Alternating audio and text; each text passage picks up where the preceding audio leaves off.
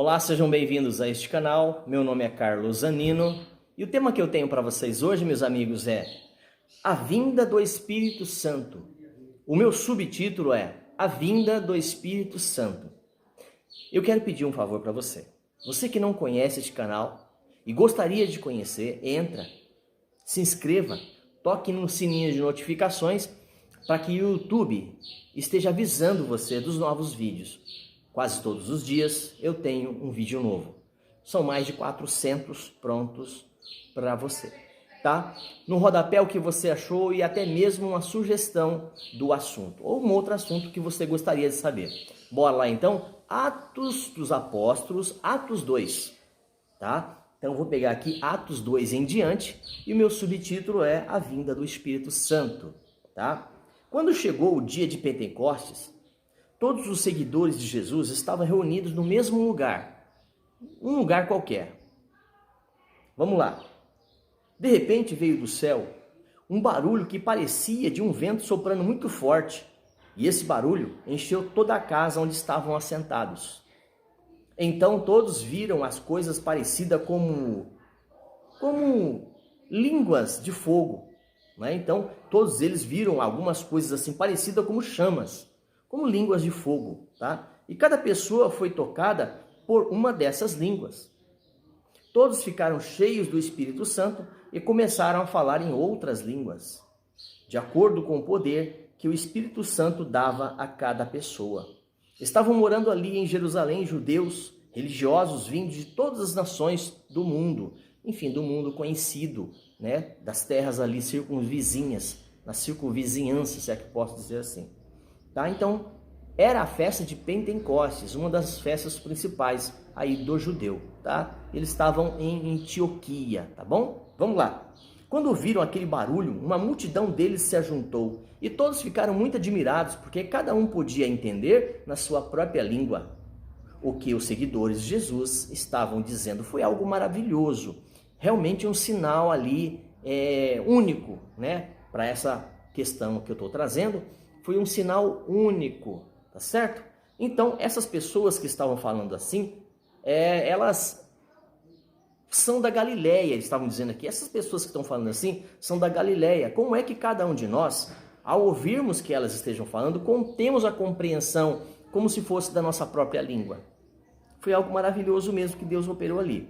Nós somos da pátria, da Média, nós somos do Elão, nós somos da Mesopotâmia. Tem gente da Judéia, tem gente da Capadócia, do Porto, da província da Ásia, da Frígia, Panfilha, do Egito, de toda a região da Líbia, de Cirene. Todos estavam ali. Alguns de nós também somos de Roma, alguns de nós, no caso eles lá, eram de Roma. Tinha judeu, tinha não judeu, judeu convertido, judeu não convertido ao judaísmo, tá? Alguns da Greta, ou alguns de Greta, outros da Arábia. Como é que todos estamos ouvindo essa gente falar em nossa própria língua a respeito de grandes coisas do que Deus tem feito? Olha, estamos todos reunidos aqui, né? Pensa agora, imagina. Gente de toda aquela região, com línguas diferentes, dialetos diferentes. Mas naquele momento houve um mover de Deus para que eles compreendessem, os discípulos, os apóstolos, numa língua universal. Sabe aquela língua que eles falavam antes da confusão das línguas? Antes da Torre de Babel. Vocês já ouviram falar em Torre de Babel? Não é o caso aqui. Eu tenho alguma coisa sobre Torre de Babel no canal, tá bom? Mas até Torre de Babel, segundo o que a gente compreende aqui, havia uma língua. E quando eles tentaram construir uma grande torre para alcançar os céus, Deus assim os confundiu, trazendo outras línguas, e eles não conseguiam mais compreender. Cada um juntou com o seu grupo e espalhou por todo o mundo, tá bom? O que será isso? O que eles querem dizer? O que eles estão dizendo? Outros zombavam, tinha muitos zombadores, como existe até hoje, tá? Falavam, nada, esse pessoal tá bêbado, ó, tá cheio de mosto, tá cheio de cachaça, tá cheio de vinho transformado em pinga, para você entender melhor, tá? Aí Pedro traz uma mensagem maravilhosa, né? Pedro diz assim: então Pedro se levantou junto com outros 11 apóstolos e em bem alta voz começou a dizer à multidão: meus irmãos judeus, todos vocês que moram em Jerusalém, preste atenção, todos vocês que vêm de longe. Atenção, escute o que eu vou dizer, prestem muita atenção. Essas pessoas não estão bêbadas, como vocês estão pensando, como muitos de vocês estão zombando, pois são apenas 9 horas da manhã, e esse horário não se costuma encher a cara. Basicamente seria essa o papo, a conversa, né? O que de fato está acontecendo é que o profeta Joel disse. O profeta Joel é um dos profetas menores do Antigo Testamento.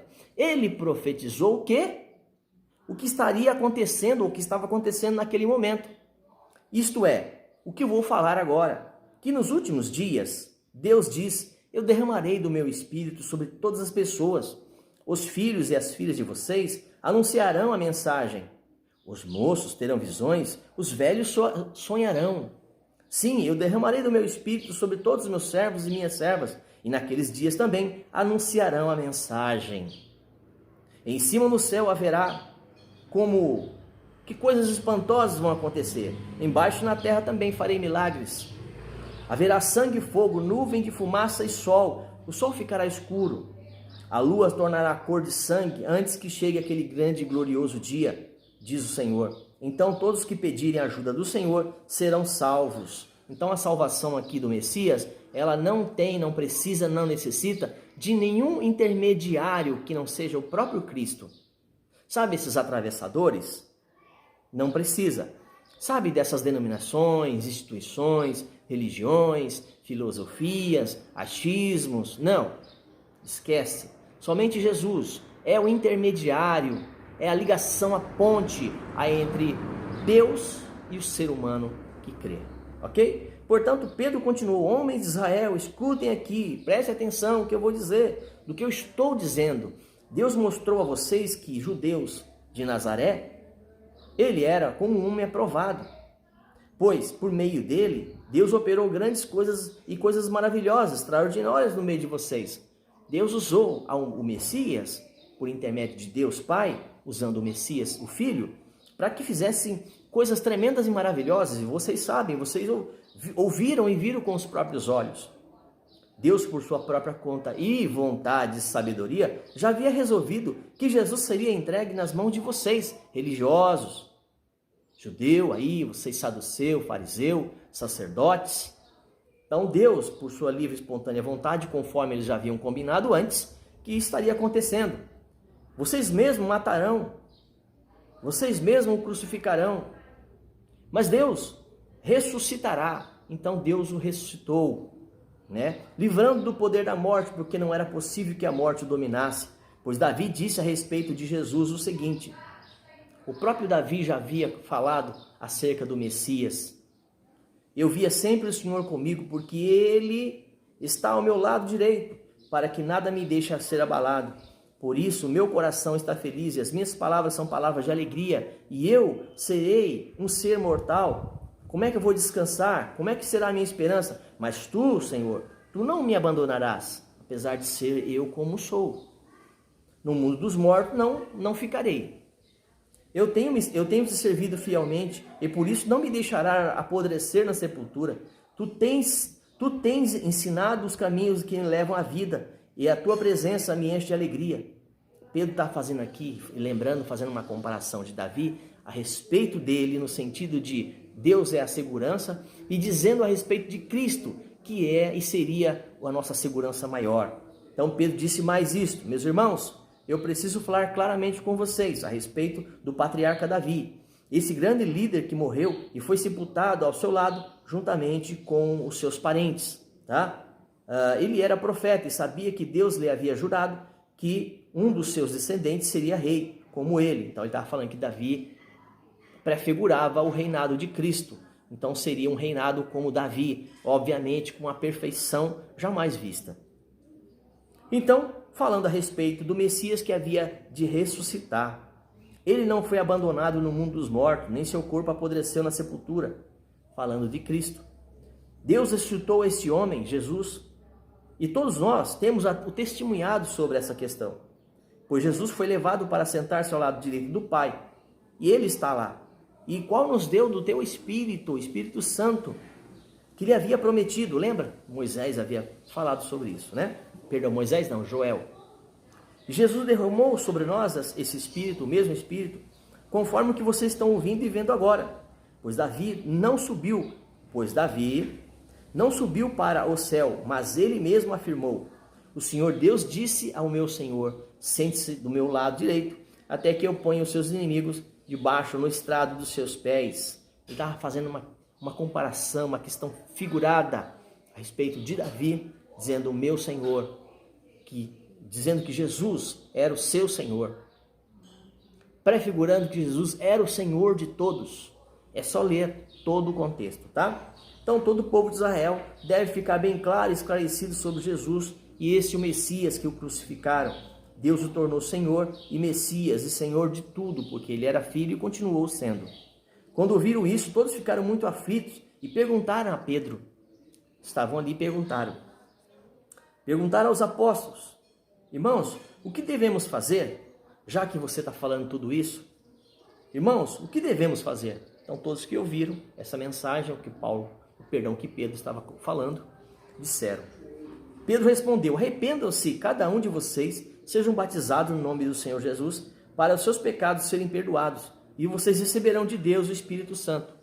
Pois essa promessa é para vocês e para os seus filhos, e para todos aqueles que estão longe, e todos aqueles que estão perto, e todos aqueles que clamam e chamam por este nome. Então Pedro continuou a dar o testemunho de que Deus havia feito e que estava fazendo a respeito de todas as coisas naquele lugar. Então, explicando e procurando convencê-lo de que de fato é o que estava escrito desde o Velho Testamento, agora acontecendo no Novo, tá? Então, ele disse: olha, saiam do meio dessa gente má e se salvem. Saiam do meio desses religiosos. Saiam, deixem a religião e agora venham para Cristo. Então, o próprio Pedro aqui já estava falando. Então, a mensagem de Pedro é que ele realmente se arrependesse, e naquele momento, após essa pregação, quase 3.000 se agruparam ali, se converteram, creram que de fato o que os apóstolos estavam falando era verdade, era pura verdade o que eles estavam dizendo. Então, é importante eu estar citando essa passagem até aqui, para vocês terem entendimento de como a igreja começou. A igreja começou em Atos 2 em diante. Então havia ali um momento de transição do judaísmo para o cristianismo vivo. Tá bom, meus queridos? Era isso que eu tinha para vocês. Vou continuar falando aqui um pouco mais depois. E aí vocês vão juntando os vídeos ao qual eu tenho feito e fazendo um estudo interessante. Deus abençoe a sua casa, a sua vida e tudo que você estiver fazendo. Shalom, shalom Adonai. A paz de Cristo seja o árbitro dos seus corações e até um próximo vídeo.